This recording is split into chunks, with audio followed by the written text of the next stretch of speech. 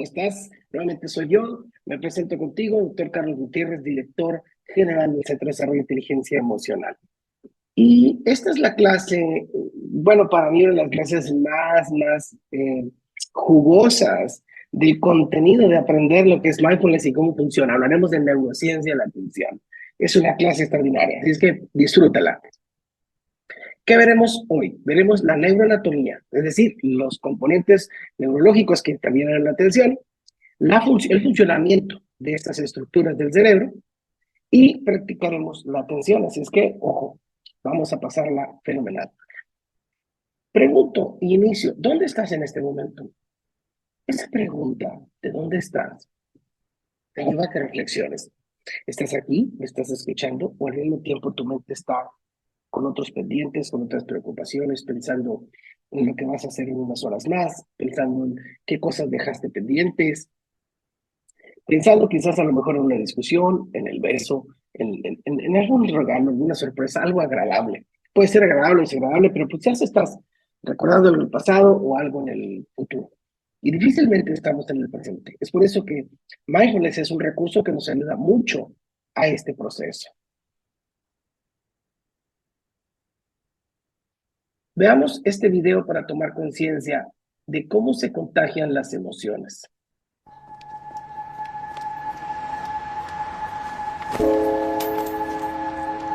Vous pouvez pas dire pardon? Oui, bah ça va, vous avez qu'à regarder où vous allez aussi.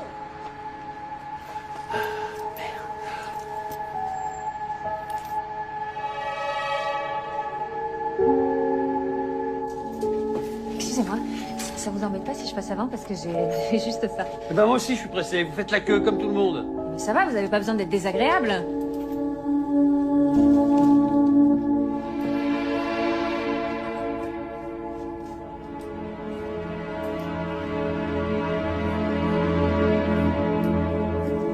Bouteille d'eau, monsieur.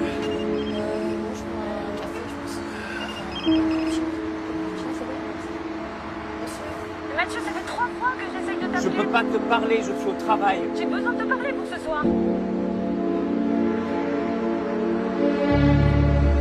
Monsieur? Mademoiselle, si je vous sers. Attendez, déjà vous êtes sur une table de 4, vous pouvez pas aller sur une table de 2. Non, mais c'est pour être proche du chauffage. C'est pas possible. Monsieur, il y a personne. Non! Vous comprenez ce que je dis? Monsieur, il y a personne.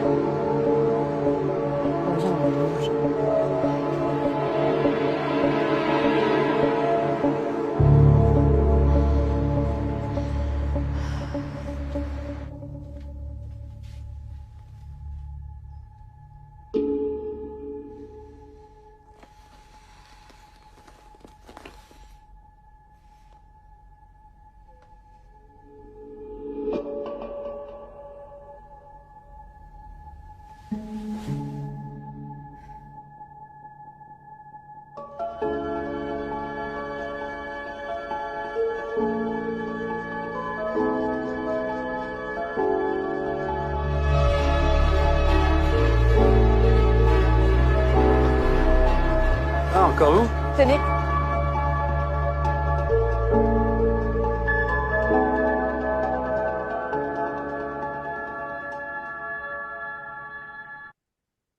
Las emociones se contagian muy fácil. Basta con solo ver a una persona expresar una emoción para que se evoque en nosotros el mismo estado. Y en nuestro cerebro no solo ver a la persona con el estado emocional, sino también los pensamientos influyen para evocar estados emocionales. Déjame decirte, somos conscientes solo del menos del 10% de nuestros pensamientos y conductas. Eso es una realidad, porque lo demás entra al programa del piloto automático. Pero ojo, tenemos más de 60,000 pensamientos diarios. Sí, tenemos más de 60,000 pensamientos al día. El 90% de ellos son repetitivos y son del pasado. Y el 80% evocan emociones de valencia negativa como el miedo, la tristeza y el enojo. Así es que, caramba, estamos en un lío. La mayor parte de las personas, el 90% de las personas, están en esta situación. Por eso es importante trabajar nuestra conciencia emocional y aprender a aplicar mindfulness para estar en el tiempo presente y así evocar menos estas emociones. Pero iremos descubriendo a través de esta sesión cómo trabaja el cerebro. El cerebro tiene una red de funcionamiento por default, es decir, tiene un piloto automático. Este piloto automático activa las zonas para resolver problemas, el razonamiento, el área prefrontal. Activa las zonas para el discurso mental, el diálogo, como las áreas parietales, las zonas de la imagen en el occipital, las del desarrollo de la presencia de emociones y recuerdos, que son los temporales. Y pues bueno, definitivamente, a lo mejor justo ahorita que te he estado contando esto, empezaste a decir, ay, Chihuahua, ¿qué es eso de los parietales? ¿Qué es eso de los prefrontal? Bueno, pues a lo mejor ya te pasó en este momento que mientras me escuchas, ya te fuiste en un pensamiento, o a lo mejor te recuerdo algo. Bueno, pues este piloto automático por default hace que nuestra mente esté aliada. A veces yo le llamo la loca de la casa porque no se calla. Es la voz que no se silencia. Vamos a hablar un poquito de la estructura del cerebro. McLean, en su teoría, propone desde 1970 la idea de tener tres cerebros. Sí, tres cerebros que fueron evolucionando. Primero el cerebro reptil, como lo vemos ahí, seleccionado en rojo, que es la parte instintiva, la que se encarga de la supervivencia, el ser territoriales, la conducta estereotipada, el parte del piloto automático está aquí, la más parte fuerte. Luego tenemos el sistema límbico que aparece tras la evolución, donde ya aparecen las emociones, la motivación, el aprendizaje, la conducta, y tiene mucho que ver con la herencia. Las emociones también se heredan. Y luego la corteza cerebral, que ya aparece en nuestra evolución más tardía, es decir, los mamíferos ya evolucionados, con la capacidad de memorizar, mejor concentración, autorreflexión y resolución de problemas.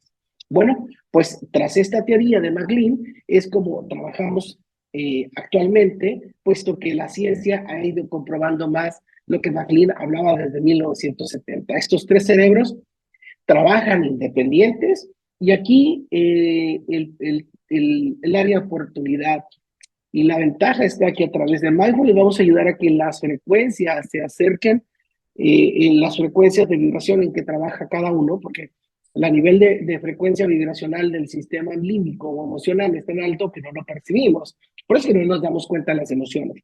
Tenemos que percibirlas en el cuerpo para ser conscientes de alguna de ellas. Y el cerebro reptil trabaja también en un nivel de vibración que es imperceptible, entonces somos instintivos, actuamos antes de pensar. Y la corteza cerebral, pues es donde está más el pensamiento, pero aún así trabaja en dos frecuencias. Ya iremos viendo esto porque a través del mindfulness elevaremos nuestro nivel de conciencia para alcanzar la comprensión de estos tres.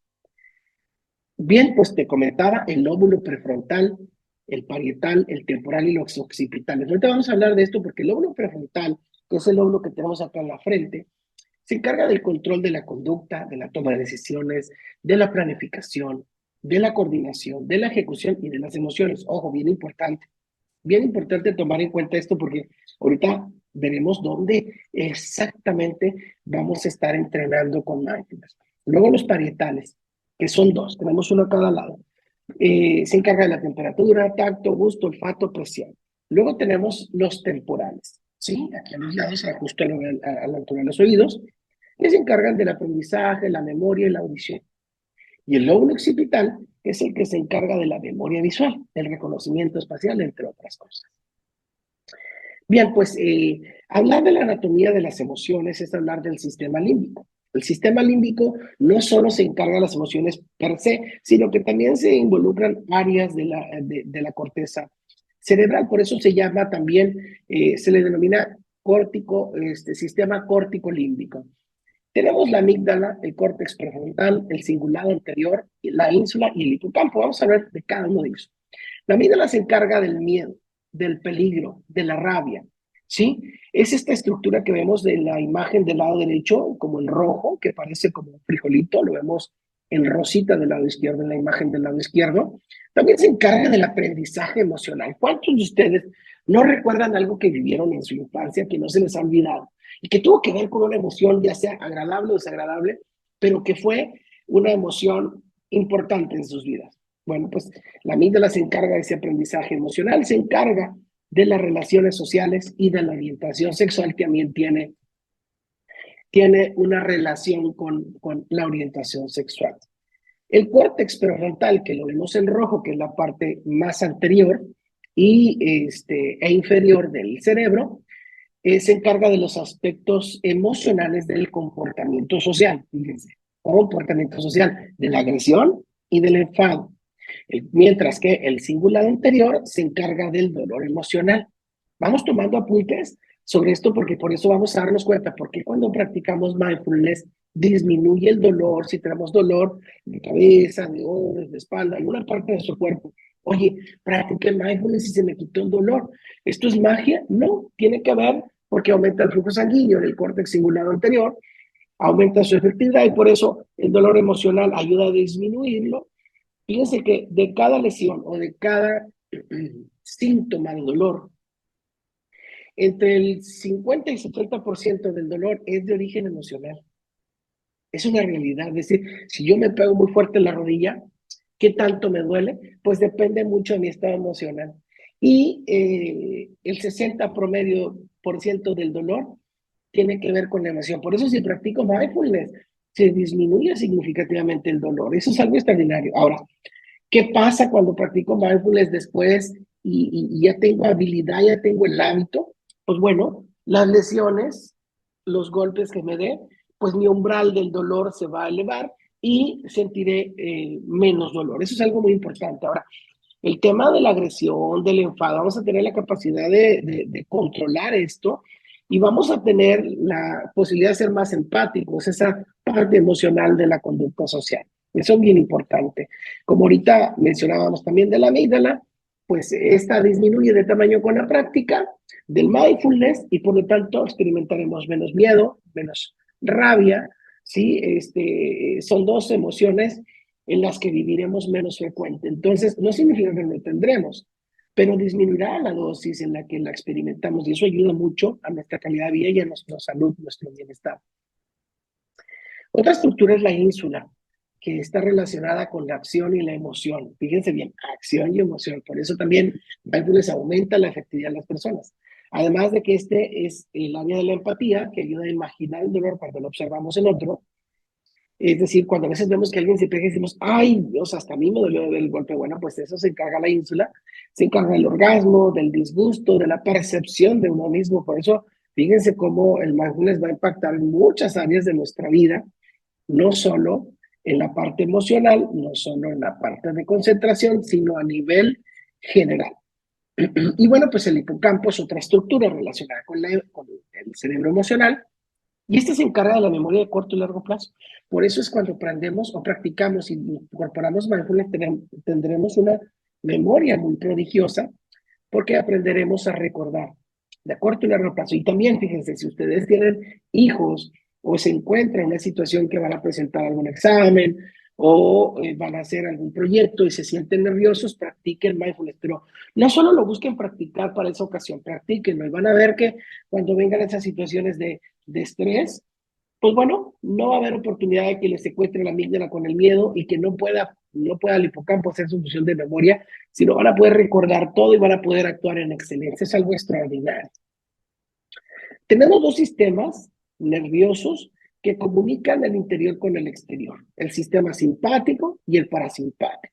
Hay que comprender de este sistema nervioso que es un sistema autónomo, funciona por sí solo, fíjense bien. Es un sistema nervioso autónomo, funciona por sí solo. El simpático es el que se encarga de la liberación de adrenalina y noradrenalina. Este sistema se activa en automático cuando estamos frente a un peligro, frente a una amenaza. Por eso, cuando nos sentimos estresados o cuando sentimos miedo o cuando sentimos rabia, este sistema se va a activar, va a liberar adrenalina y noradrenalina, lo que va a hacer que mis pupilas se dilaten. ¿Por qué? Porque lo que busca es la visión panorámica. Dos, inhibe la salivación, relaja las vías aéreas para empezar a respirar más cantidad de aire, porque si estamos ante una amenaza y queremos correr, pues va a permitir que nos oxigenemos adecuadamente, aumenta la frecuencia cardíaca por lo mismo, aumenta la presión arterial, inhibe la actividad del estómago, inhibe la actividad intestinal, estimula la liberación de glucosa por el hígado. Además, relaja la vejiga y promueve, en el caso de la conducta sexual, promueve la eyaculación o la contracción vaginal. Pero ojo, bien importante, la mayor parte en la que estamos estresados, ¿sí? Por un miedo, por un peligro, fíjense, no necesariamente tiene que ser un peligro de vida. Si yo estoy preocupado por un reporte que no me va a alcanzar el tiempo para hacerlo, o si mi mente está en varias cosas que tengo que hacer en el día, se activa mi sistema de alerta y voy a tener liberando adrenalina y noradrenalina. Si se dan cuenta, traemos el carro acelerado con frecuencia arterial elevada, con frecuencia cardíaca elevada. No hay buena digestión porque no hay buen flujo de sanguíneo en los intestinos. De hecho, tampoco se puede pensar bien porque no llega suficiente sangrado al cerebro, o sea, no llega la buena cantidad, solo se va a los rendimientos basales porque principalmente el flujo sanguíneo se deriva hacia los músculos porque si estamos en un estado de alerta, lo que necesitamos es tener los músculos unos o para atorar golpes o para correr. Entonces, es para defendernos. Este sistema es arcaico, lo heredamos. Y algo bien importante, se activa constantemente. Y la verdad es que desafortunadamente hemos aprendido a activarlo y no lo hemos aprendido a apagar, porque la única manera de irnos al otro lado del sistema simpático es irnos al parasimpático, donde aquí interviene otro neurotransmisor, te voy a decir su nombre, se llama acetilcolina. Le llamamos las vías colinérgicas. ¿Qué hace la acetilcolina? Todo lo contrario a adrenalina y a noradrenalina. Es decir, contrae las pupilas, estimula la salivación, ya contrae las vías respiratorias, relaja el corazón, la presión arterial, empieza a estimular la actividad estomacal, gastrointestinal, inhibe la liberación de glucosa en el hígado, estimula la secreción de la bilis, contra la vejiga y promueve la erección genital. Por eso es bien importante lo siguiente, entender que necesitamos activar frecuentemente nuestro sistema parasimpático durante el día. Por ello, mindfulness lo que nos permite es apagar tantito el estrés para activar el colinérgico, porque hoy en realidad la mayoría de las personas solo activamos el parasimpático cuando dormimos, y a veces ni eso. A veces dormimos y estamos estresados mientras dormimos. Por eso es importante que con la práctica de mindfulness vamos a tomar en cuenta que vamos a dejar de atender a la señorita adrenalina y noradrenalina para irnos con doña acetilcolina, que nos va a ayudar a relajarnos, ¿no? Esto es bien importante que lo conozcamos porque, fíjense, el sistema simpático cuando se activa de manera constante y cuando se vuelve un problema crónico, ya no solo es la adrenalina y la noradrenalina, sino que también sale otro neurotransmisor llamado cortisol. Y el cortisol, que ya sale cuando estamos en una fase de estrés crónico, pues tiene muchas repercusiones en el cuerpo. A pesar de que es un esteroide y los esteroides son famosos por su poder antiinflamatorio, la realidad es que con el cortisol en sangre sucede todo lo contrario. Promueve los problemas osteomusculares, los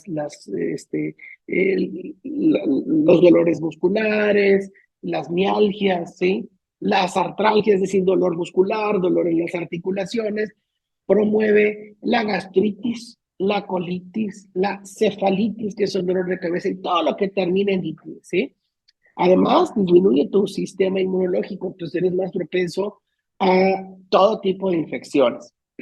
Y además, déjame decirte algo, se cae el pelo, se pierde la pigmentación de la piel, por eso conocemos gente con vitiligo que está muy relacionada con el estrés, el problema también de debilidad de las uñas, la pérdida de la capacidad visual. Bueno, pues hay un sinfín de problemas que genera la liberación de cortisol en estado de estrés crónico. Seguramente tú te estás preguntando, ¿y yo tendré estrés crónico?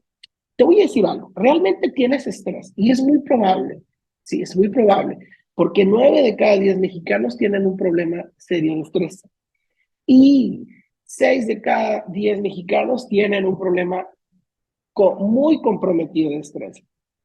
Por lo tanto, hay una probabilidad muy alta que lo tengas. Así es que no te preocupes por diagnosticarlo. Yo creo que la solución y el promedio más importante, la situación más importante ahora, es que realmente aprendas y pongas en práctica este curso, porque a través de mindfulness vas a controlar esta situación y así previenes en el futuro se venga un tema de estrés, tú vas a estar preparado para esto, no solamente para la salud, sino para todos los beneficios que conlleva la práctica de mindfulness. Hay otras vías eh, de neurotransmisores como la serotoninérgica, que tiene que ver con el estado de ánimo, la conducta sexual, la conducta suicida. Las personas que tienen baja producción de serotonina, pues se deprimen y por eso empieza la conducta suicida. Pero cuando tenemos una buena segregación, pues es el neurotransmisor que le denominamos el del amor y del humor. Por eso, ojo, practicar mindfulness ayuda a la liberación de serotonina. Además, también ayuda a la liberación de dopamina. Ojo, la dopamina se encarga del reconocimiento hacia uno mismo. Y este está muy relacionado con las adicciones. Personas que tienen baja autoestima, que no se reconocen a sí mismos, que hay pérdida de amor propio y falta de reconocimiento al entorno, bajan los niveles de dopamina y por eso es que tienden a recurrir a sustancias como, bueno, pues no hablaremos de cuáles, pero sí diré que son estas sustancias ilícitas o que son dañinas para el cuerpo y que generan adicción. Y como los núcleos donde actúa la dopamina son núcleos que generan dependencia, por eso es que normalmente cuando consumimos este tipo de sustancias nos volvemos fármacos dependientes o dependientes a la sustancia. Por eso es importante entender que el mindfulness también nos ayuda a prevenir el abuso de sustancias. Es decir, si tienes hijos, si tienes adolescentes, practiquen mindfulness, eso ayuda mucho a prevenir el abuso de sustancias, porque hoy sabemos que 7 de cada 10 jóvenes tienen el riesgo de caer en el abuso de uso de sustancias. Otros neurotransmisores, bueno, pues ahorita los hablábamos, las colinérgicas, la acetilcolina y la noradrenalina, que hace ratito les he comentado, y que, bueno, definitivamente las ventajas que la acetilcolina genera en el cuerpo. Aquí te pongo un ejemplo de lo que adrenalina y noradrenalina nos pueden generar, la furia o el temor en exceso, ¿sí? Mientras que la serotonina y la dopamina, cuando bajan, pues nos dan mucha ansiedad. Cuando las dos están bajas, estamos en depresión, pero cuando tenemos una buena segregación, nos sentimos felices, nos sentimos plenos. Entonces, vean cómo mindfulness va a ayudar a la plenitud, a controlar la ansiedad, a ayudar a prevenir la depresión. Y si estás en depresión, va a ayudar como recurso, dentro de un proceso de terapia, como recurso, a mejorar tu evolución y tu recuperación de la depresión. Entonces, es una chulada. Está relacionado el mindfulness con promover más la plenitud, la felicidad en nosotros mismos, en el entorno y en el amor, en relacionarnos con amor y en aceptar con amor a los demás, que ya serán temas que veremos más adelante. Bien, pues tenemos un cerebro distraído en la realidad, no hay nada malo porque tengas una mente inquieta, eso es algo normal, pero en términos técnicos, esta red por default o red por defecto que se activa automáticamente, la requerimos aprender a gestionarla. Entonces, como ahorita hablamos de diferentes estructuras del cerebro, déjame decirte que cuando tú estás tratando de poner atención en algo, si la mente recuerda una imagen, pues se activa el lóbulo occipital. Si recordamos alguna frase, se activan los lóbulos temporales. Bueno, si recordamos o tenemos un pensamiento, los parietales. Si se nos viene una planificación, algo numérico, se activa el área prefrontal. Pero aquí lo que queremos es que mantengamos la atención sostenida. Se va a activar cuando nosotros tengamos la atención sostenida, vamos a activar el área prefrontal, pero nos vamos a centrar en el área dorsolateral, que ese es el área que hay que fortalecer para mantener la concentración, la atención. Entonces, probablemente mientras estamos haciendo el ejercicio de mindfulness, vas a tener en algún momento un pensamiento, entonces se activa otra parte del cerebro y le dices, en este momento no, y regresas. Entonces al principio vamos a estar haciendo como switches y va a haber esos chispazos de pensamientos, de recuerdos en tu cerebro, es normal. Pero esto es como salir a correr. Cuando sales a correr, a lo mejor corres 100 metros y ya estás aventando el hígado por la boca, ¿no? Bueno, lo que te quiero decir con mindfulness es algo similar. Pero la práctica va a hacer que cada vez haya menos activación de otras partes del cerebro y se mantenga la atención focalizada en la corteza dorsolateral del prefrontal, que es lo que nosotros buscamos porque ahí es donde está el efecto positivo del ejercicio de mindfulness. ¿Qué te puede aportar mindfulness? Pues tener mayor atención, ¿sí? Estar más presente en el aquí y en el ahora, aceptación, que hablaremos a detalle de ello, paciencia y conciencia. que es la parte espiritual del ser humano. Cuando hablamos de espiritualidad, ¿qué hablamos? De conciencia. Y esto es algo extraordinario. ¿Qué hacemos cuando practicamos mindfulness a nivel cerebral? Aumenta el flujo sanguíneo en la corteza prefrontal, en esa parte dorsolateral. Ahí va a aumentar el flujo sanguíneo. Si nos viene un pensamiento, se deriva el flujo sanguíneo hacia donde está el pensamiento. Entonces, ¿qué hay que hacer? Mantenerlo. Porque cuando el flujo sanguíneo se mantiene en esta parte, vamos a empezar a fortalecer el músculo de la atención. Por lo tanto, vamos a ser más creativos, nos hacemos 300 veces más creativos, tenemos pensamientos más claros, prestamos más atención y experimentamos emociones agradables. Aumenta la plasticidad neuronal en las conexiones de toda la corteza, lo que aumenta nuestra capacidad intelectual. Como también aumentan las conexiones en las neuronas del hipocampo, mejora la memoria. Fíjense, para personas adultas mayores es tan buena para prevenir la demencia por la edad o el Alzheimer. Buenísimo. Además, que inactiva al lóbulo derecho y por lo tanto experimentamos menos emociones desagradables, disminuye el tamaño de la amígdala, lo que hace que sintamos menos miedo, menos frustración, menos estrés. Pues qué chulada, ¿no? Estos son unos cuantos de los beneficios que el mindfulness nos aporta. Así es que dije que íbamos a hacer una práctica y te voy a invitar a hacer un ejercicio. Como vamos a ir aprendiendo poco a poco, yo quiero que solo te des un minuto para solo estar. Y en este minuto date cuenta, si vienen pensamientos a ti, trata de enfocarte en tu respiración, pero date la libertad de si vienen pensamientos para que te des cuenta cómo se activa en este momento tu cerebro de acuerdo a cómo te cuenta. ¿Vale? Voy a dar un minuto para que hagamos esta actividad y prestemos atención. ¿Cómo funciona nuestra red por default?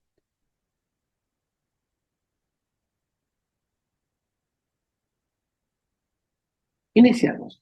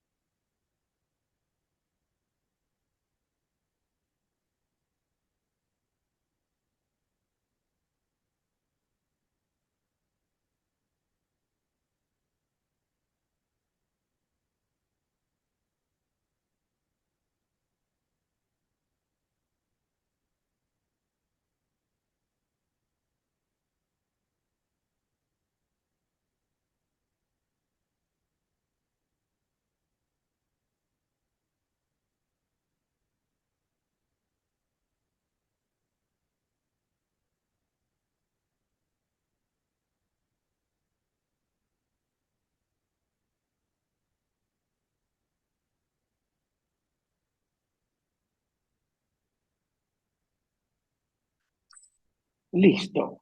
Muy bien. Pues hasta aquí ha sido el ejercicio del minuto. Toma conciencia de qué fue lo que te diste cuenta durante este minuto. A lo mejor a algunos se les hizo largo, a lo mejor otros, eh, no sé, no se pudieron concentrar en la respiración, otros lo intentaron, se distraían. Bueno, toma en cuenta cómo está funcionando tu mente. Porque mientras aceptemos cómo nuestra mente funciona, empieza la fase de la transformación. Así es que bueno, espero que te haya encantado esta sesión de neurociencia.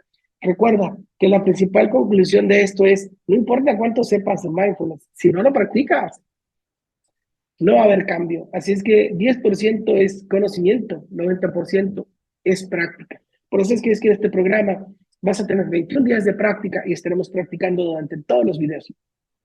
Así es que no dejes de practicar y gracias nuevamente por escucharme en esta sesión.